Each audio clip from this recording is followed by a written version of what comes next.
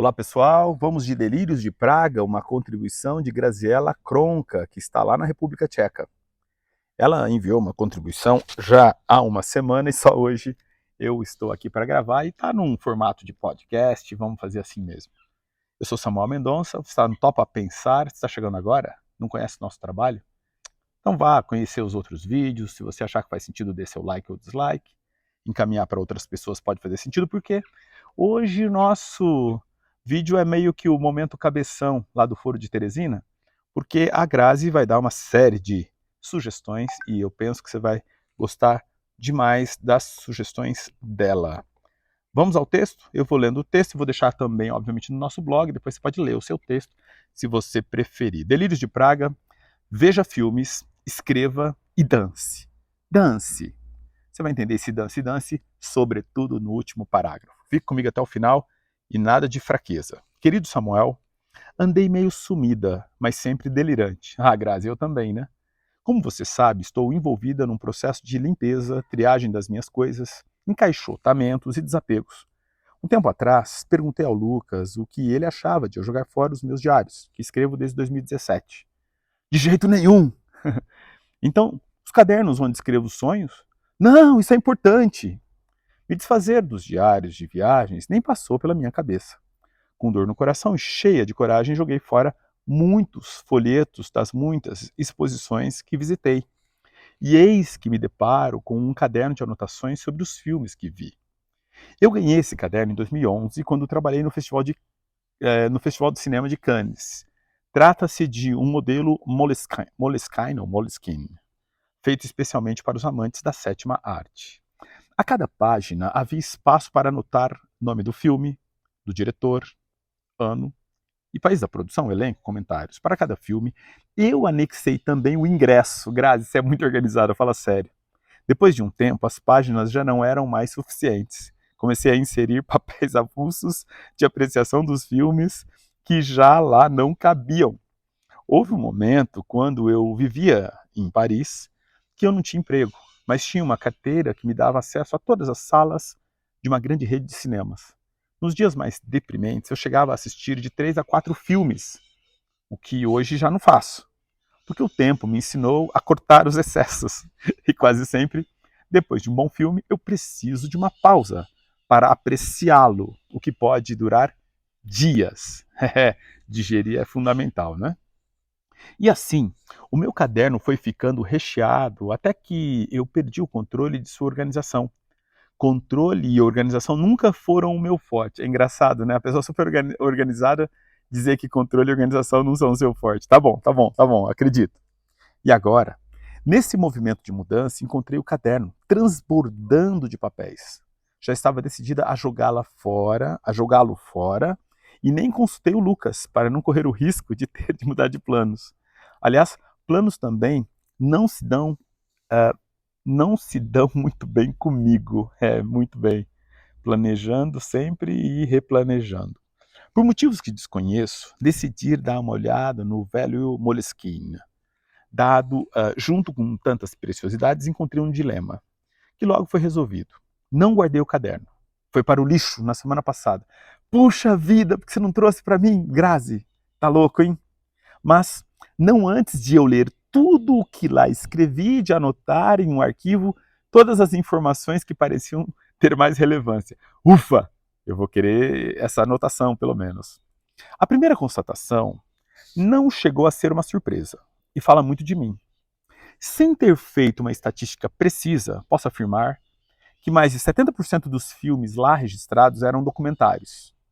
Dos 30% das ficções, mais de 95% eram dramas, sem contar as comédias e os romances dramáticos, dissolvidos nos 5% restantes. Aprendi com uma amiga, antes mesmo de ter esse caderno, se a gente não lê um livro sem saber o nome de quem é o autor, o mesmo devemos fazer em relação a um filme. É inaceitável ver um filme e não conhecer o nome de seu diretor, disse ela. Concordo com ela, mas nem sempre consigo seguir à risca. Eu poderia passar horas escrevendo sobre todos os filmes que lá estão registrados, sobre os que vi antes de começar os registros e também aqueles que acabaram não entrando no caderno. Foi por preguiça e esquecimento de minha parte, mas vou me ater a alguns dentre os meus preferidos. Na verdade, não pretendo comentar sobre os filmes, mas sobre as emoções que ativaram em mim. E também sobre como a dica de minha amiga me ajudou a eleger não somente os filmes de que mais gostei, mas também meus diretores e diretoras preferidos. Então, dica básica aí, vamos conhecer os nossos diretores, assim como os autores dos nossos livros. Antes de ir aos filmes, aviso que nessa lista não se encontra nenhum filme brasileiro. Isso não significa que não gosto do nosso cinema nacional, muito pelo contrário. Deixarei as dicas das diretoras e diretores conterrâneos para um outro delírio. Espero esse delírio aí, hein? Quero saber das suas preferências dos nacionais. Começo pelas ficções. Vocês estão ouvindo esses pássaros aqui perto, gente? Vocês não têm noção de como é que essa tarde está linda aqui na minha casa. Fim de parênteses, começo pelas ficções. O primeiro filme que eu destaco, eu vi muito antes de ter aquele caderno. O título em português é Amor à Flor da Pele, de 2000. E a história é exatamente sobre isso. Seu diretor é o chinês Wong Kar-wai, que logo virou um dos meus favoritos, assim como o casal de atores principais, também chineses. Tudo nesse filme me toca. A delicadeza bruta como o amor é tratado, a sensualidade velada e ao mesmo tempo explícita, o figurino, a trilha sonora imperdível. Não sei quantas vezes vi esse filme, mas sei que em todas eu chorei e me emocionei como se fosse a primeira. Por meses eu ouvi o CD sem cansar. Até hoje, quando ouço a música principal, eu me sinto à flor da pele. Quando visitei a China em 2014, eu podia jurar que o último hotel em que fiquei hospedada era o mesmo onde se passava parte do filme. Depois desse filme, passei a acompanhar todas as produções do mesmo diretor.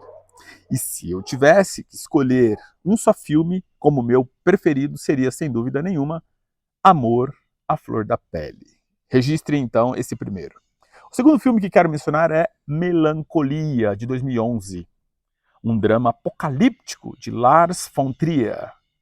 Eu ainda não sabia que esse era um dos meus diretores favoritos quando vi o chocante Dançando no Escuro, de 2000. E tive essa certeza quando assisti o dilacerante Ondas do Destino, de 1996. Nada parece leve quando se trata de Lars von Trier. Mesmo assim, para quem gosta de um bom drama com doses de poesia elaborada e uma pitada de bom humor, recomendo tudo o que ele fez no cinema. De todos os filmes que eu vi, para mim, Melancolia é o mais suave, acidamente suave, eu diria. Teve um gostinho especial o fato de ter visto o filme num dia em que subiu o tapete vermelho do Festival de Cinema de Cannes, quando tanto o diretor quanto o elenco, incluindo o garoto, estavam na plateia, a poucas fileiras de mim. Gosto muito quando vejo o filme na presença de quem o fez. Para não estragar a surpresa de quem ainda não assistiu, a única coisa que quero dizer é que, se o mundo já não tivesse sido destruído, eu gostaria que ele acabasse assim como em Melancolia. Anotaram então essa segunda? Esse nosso momento cabeção aqui? Já divulgando também o Foro de Teresina para quem não conhece. Destaco também A Separação, de 2011, do diretor iraniano Asghar Farhadi. Foi o primeiro filme dele que eu vi antes do fim. Eu já o tinha como um dos meus diretores prediletos. Não há nada nesse filme mais especial do que os outros do mesmo diretor. O que me conquistou de imediato foi a sintonia entre os atores e o roteiro. Em todos os filmes, os seus filmes, o fio narrativo decorre de forma que tudo flui sem que nada pareça óbvio. E os finais são sempre surpreendentes. Uma observação: não suporto filmes em que nos primeiros minutos a gente já sabe como vai ser o final. Além de tudo, me agrada ver um elenco de atores iranianos que me levam para um cenário humano completamente diferente daquele desenhado pelos grandes sucessos europeus ou estadunidenses.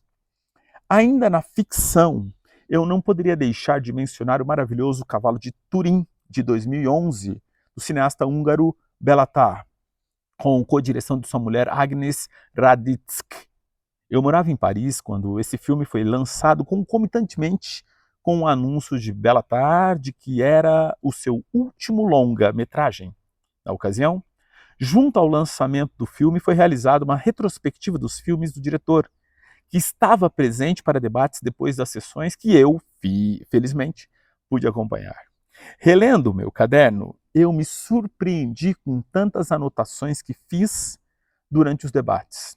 E fiquei realmente muito grata por não ter jogado fora esse material.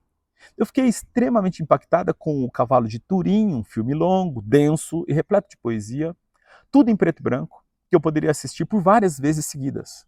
Mais ou menos um ano depois disso, em outubro de 2012, eu decidi passar meu aniversário em Sarajevo, a minha cidade favorita. Eis que no dia do meu aniversário, depois do jantar, eu decidi passear pela cidade e tive a impressão de que o homem que passou por mim era o diretor húngaro. Ou eu estava delirando. Belatar? E o homem se virou. Era ele. Caminhou em minha direção e ali no meio da rua, na minha cidade favorita, e em conversa com um dos meus cineastas favoritos, dirigindo e encenando meu próprio filme. Dos documentários, gênero que eu adoro, vou me contentar em mencionar apenas dois. O primeiro deles é Nostalgia da Luz, de 2010, do chileno Patrício Guzmán. Se junto de Amor à Flor da Pele eu pudesse escolher mais um filme, somente como meu preferido seria esse. Eu vi esse filme pelo menos 4 vezes. A cada vez há um detalhe que se mostra como inédito, e as minhas emoções se repetem e se renovam. Numa das ocasiões, vi o filme numa pequena sala em Paris, na presença do diretor. Ele contou detalhes que acabaram não aparecendo no filme, mas que fizeram toda a diferença nas vezes em que o vi novamente. Esse, assim como os de Guzmán, trata do regime autoritário de Pinochet no Chile. A narrativa se passa em torno do deserto de Atacama, no Chile, Atacama, no Chile. Depois que vi o documentário, não somente tive o desejo enorme de conhecer o deserto, que ainda não o fiz, como de começar a estudar astronomia, que também não fiz. Lembro-me que, naquela sessão, depois do debate, eu me dirigi ao diretor e agradeci pela beleza com que ele nos conta uma história tão dura e triste. Eu disse que ver aquele filme mudou a minha vida. Ele sorriu, me abraçou e me deu um beijo na testa. Para finalizar esse delírio, queria mencionar o documentário Pinha, 2011, do diretor alemão Finn Wenders. Eu já tinha ouvido sobre ele e também visto outros filmes seus, mas sem saber direito que gostava tanto do seu trabalho. Pinha me arrebatou. Wim Wenders e a coreógrafa e dançarina alemã Pinha Bauch eram muito amigos. Eles conversaram sobre a ideia de fazer um filme sobre ela e seu trabalho. Wenders trabalhou por muito tempo e quando surgiu a tecnologia 3D, ele sentiu que era possível fazer esse filme. Quando o diretor, a equipe da companhia de dança se preparavam para as filmagens, Pinha adoeceu e morreu. Triste. Wim Wenders não encontrava mais sentido para dar continuidade ao projeto. Os dançarinos disseram que estavam prontos e que, com ou sem o filme, encenariam as danças e peças ensaiadas. Então, o diretor reorganizou os planos e, ao invés de um filme sobre Pinha, ele realizou um filme para Pinha. Tudo no filme é contagiante. Tudo mesmo, inclusive a trilha sonora, que também se encontra entre as minhas favoritas. Dentre tantos aspectos preciosos, um deles me chamou a atenção de forma especial. A companhia é formada por dançarinas e dançarinos de diferentes países, e cada um dá seu depoimento em sua própria língua, inclusive a brasileira. Quando gosto de um filme, eu o vejo várias vezes.